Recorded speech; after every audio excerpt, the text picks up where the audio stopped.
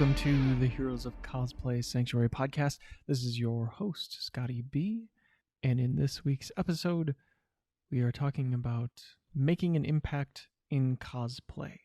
So what's the real impact of cosplay and how can you make a difference with it? Not just for yourself, but for those around you, for your community, for the convention goers, for the convention, for your fans, for your audience, for your followers, for other people.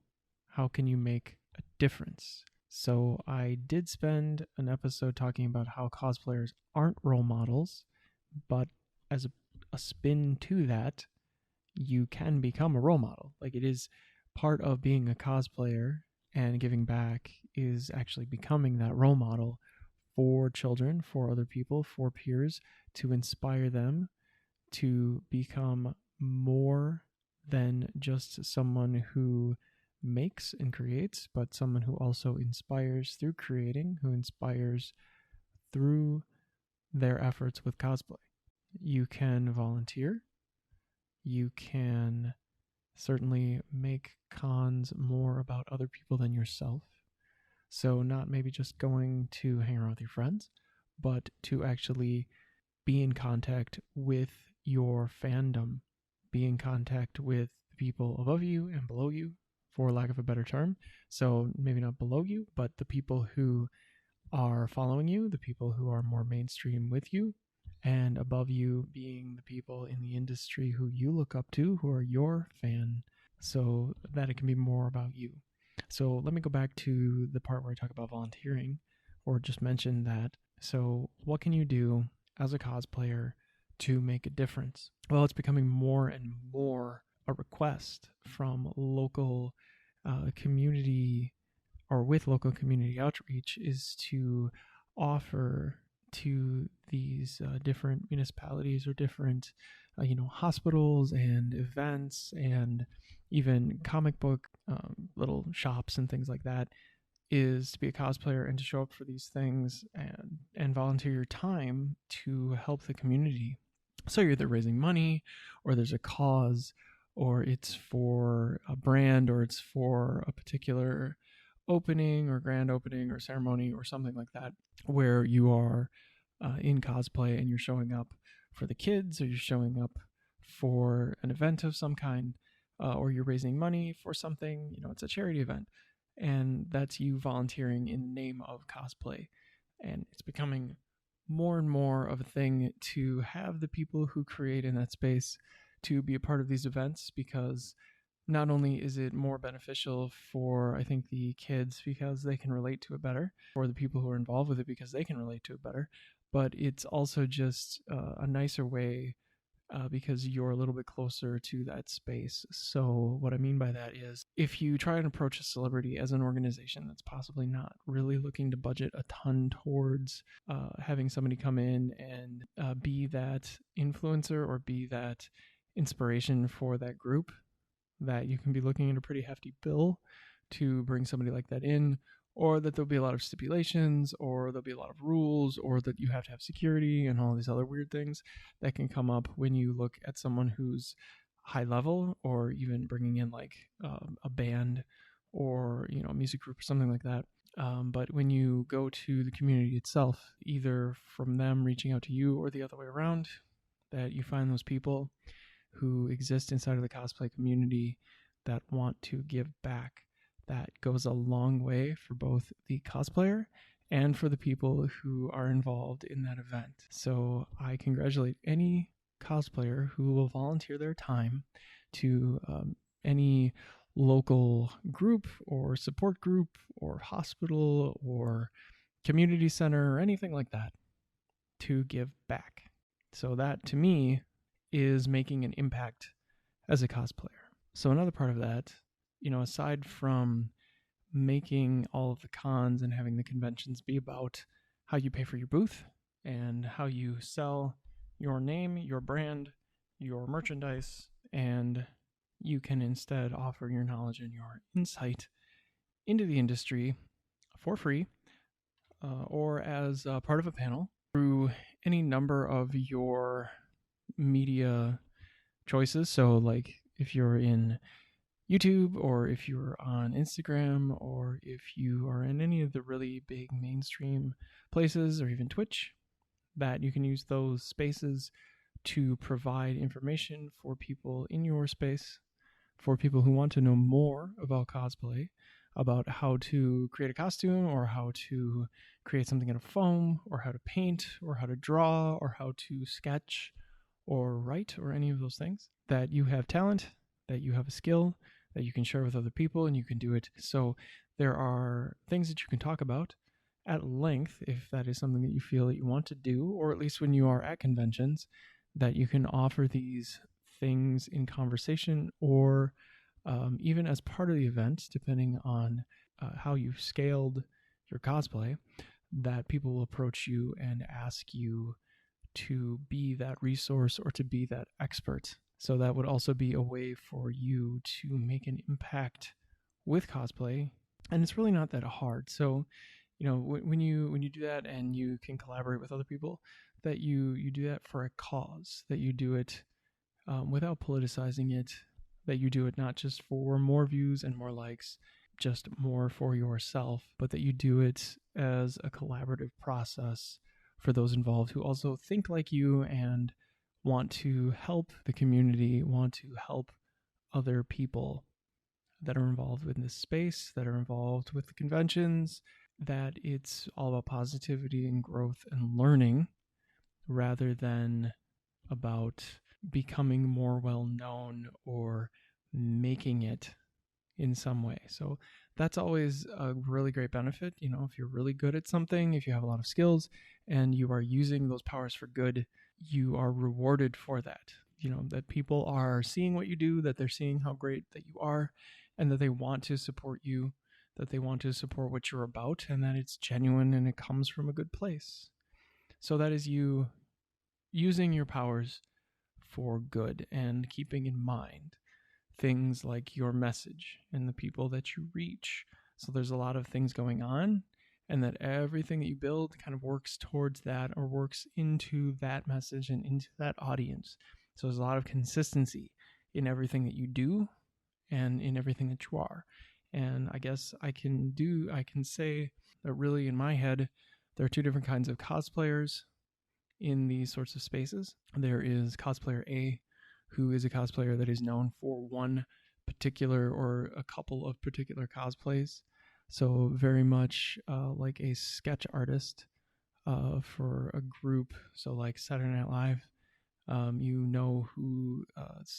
who's going to play Sarah Palin, or if you're watching a Celebrity Jeopardy, who Sean Connery is going to be.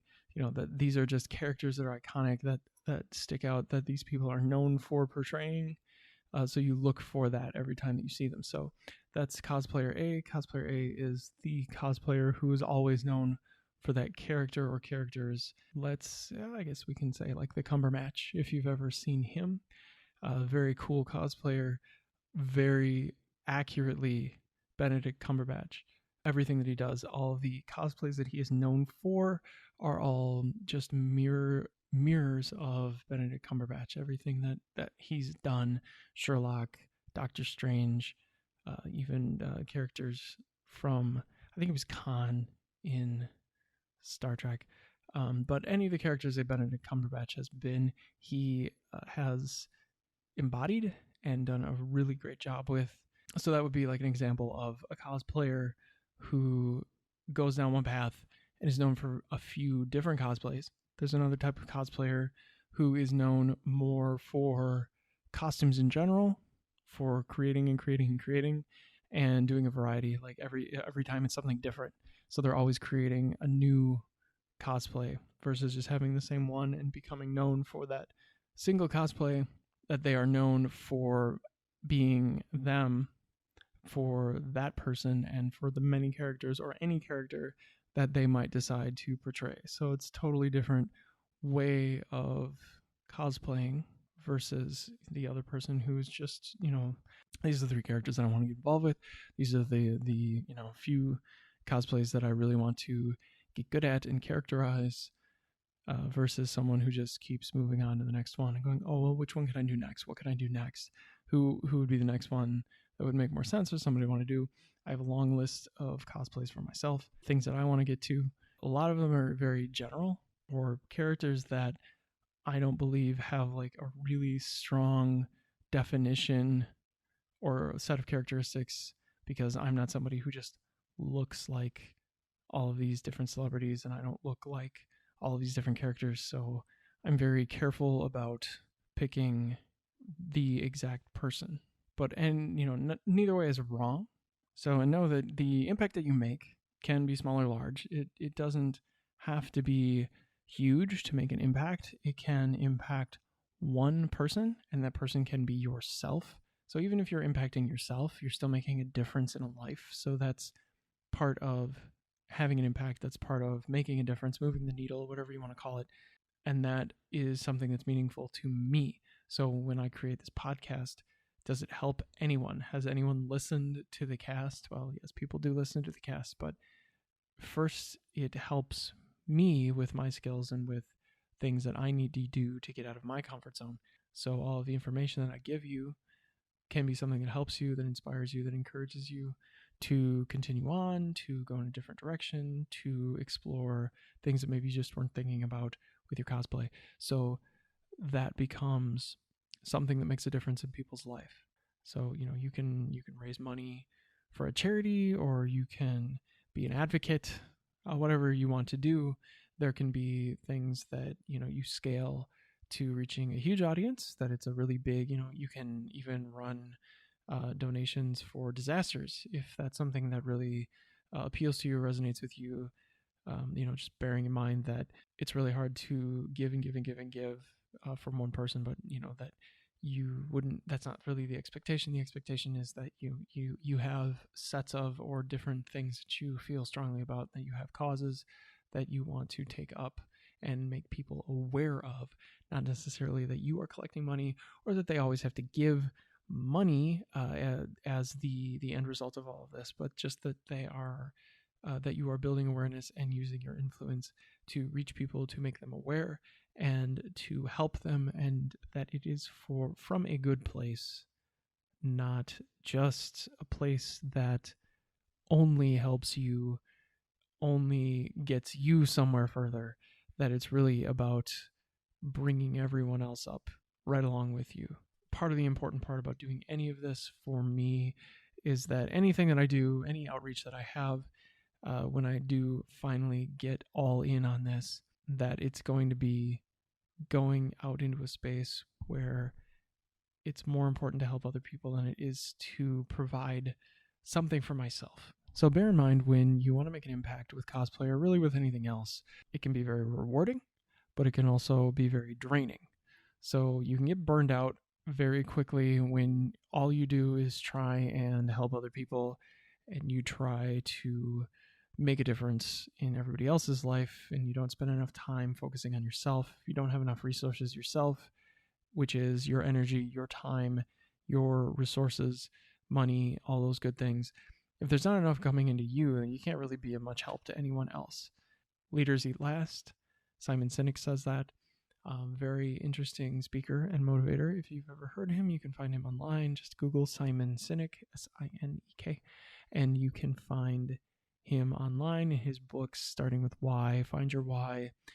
He also has a book called Leaders Eat Last. And it's a very interesting thing.